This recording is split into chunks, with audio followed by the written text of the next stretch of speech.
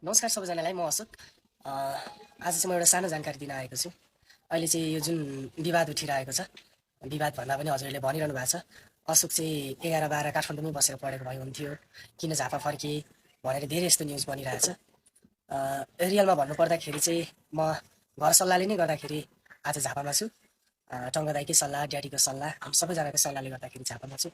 So मेरो घरमा चाहिँ धेरै समस्या आइरहेको भएको कारणले गर्दाखेरि चाहिँ त्यसलाई फेस गर्नको लागि चाहिँ म अगाडि बढेको हो।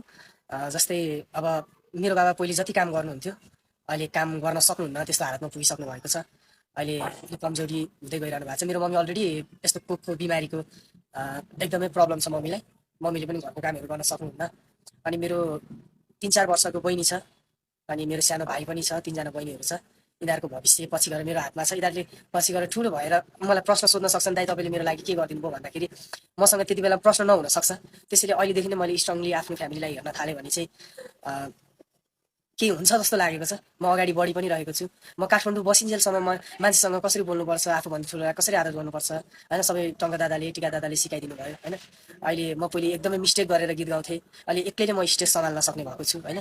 अनि तपाईँहरू चिन्ता नगर्नु, अशोक झापा आएर चाहिँ पढ्न छोडो, फेरि बाटोमै पुगो भन्ने त्यस्तो न्युज सुन्न पाउनु हुने छैन। म अहिले 9 क्लासको भर्खरै फाइनल एक्जाम दिएको छु।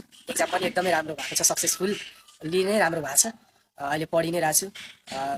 म आफ्नो भाइ बहिनीलाई स्कुल छोडेर म स्कुल जान्छु, अनि फेरि भाइ बहिनीलाई लिन जान्छु। त्यसपछि आएर फ्रेस भएर खानासाना खाएर भाइ बहिनीलाई एकछिन पढायो, म पनि पढेँ। त्यसरी लाइफ मेरो चलिरहेछ अहिले। घरको जिम्मेवारीहरू सबै मैले नै उठाइरहेको छु अहिले होइन। यहाँसम्म पुगाउनु नै टङ्क दाइको हात छ। दाइले हरेक चिजहरू सिकाएरै आज यहाँसम्म छु।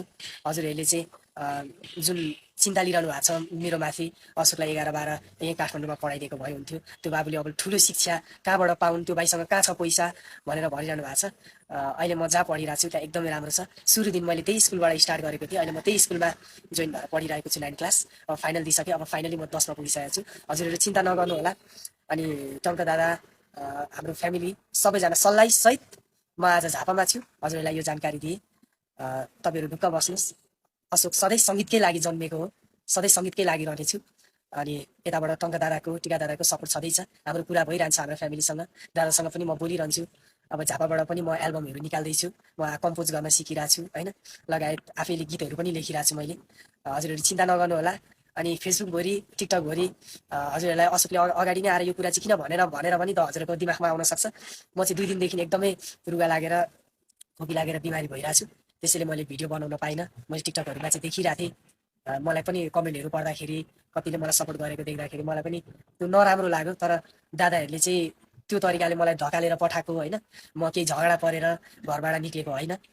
मैले के भनेको थिएँ भने दादालाई, म 10-11 10सम्म चाहिँ यही झापामै पढ्छु। त्यत्रो बेरसम्ममा मेरो दिदी पनि विदेश जाँदै हुनुहुन्छ, अनि त्यति बेला दिदीले सबै घर परिवारहरू सम्हाल्न सकिहाल्नुहुन्छ। त्यत्रो बेरसम्म चाहिँ म यहीँ बस्छु दादा भनेर दादासँग सल्लाह लिएको थिएँ मैले। दादाले पनि तैँले यहाँसम्म यो कुरा सोच्नु भनेकै मेरो लागि ठुलो कुरा हो, तँलाई यही बनाउनको लागि मैले अगाडि तँलाई यति मिहिनेत गराएको हो मैले, तैँले घरको जिम्मेवारी लिन सक्छु भन्दाखेरि मलाई पनि खुसी लाग्छ भनेर दाइले पनि भन्नुभयो। त्यति भएपछि अहिले म घर गएदेखि नै एकदमै राम्रो भएको छ। अहिले मैले एउटा साधन पनि निकालेको छु, स्कुटी। त्यसमै भाइ बहिनीलाई स्कुल छोडो, आफू पनि स्कुल गयो। त्यसरी मेरो जिन्दगी उयो भइरहेछ। सो हजुरहरूले चाहिँ फेसबुकतिर, टिकटकतिर अशोकलाई किन निकालो, अशोकलाई 11-12 पढाइदिएको भए हुन्थ्यो भनेर चिन्ता नगर्नु होला। म चाँडै नै काठमाडौँ 11-12 पढ्न पनि आउनेछु दादाहरूसँगै बसेर। म चाहिँ यहाँ 10सम्म मात्र घर परिवारहरू सम्हाल्नको लागि बसेको हो। सो सबैजनालाई यो रिक्वेस्ट गर्न चाहेँ, कसैले पनि फेसबुकतिर त्यस्तो चिन्ता नगरिकन, केही नभनिकन बस्नु होला। चाँडै नै मेरो नयाँ फिल्म पनि आउँदैछ, पार्वती भन्ने। सो गीता दिदीले मलाई मेरो नयाँ फिल्म पनि बनाउँदै हुनुहुन्छ, यसपालि पनि सपोर्ट गर्नु होला। चाँडै झापाबाट एल्बम गीतहरू पनि आउँदैछ। यही जानकारी दिएँ।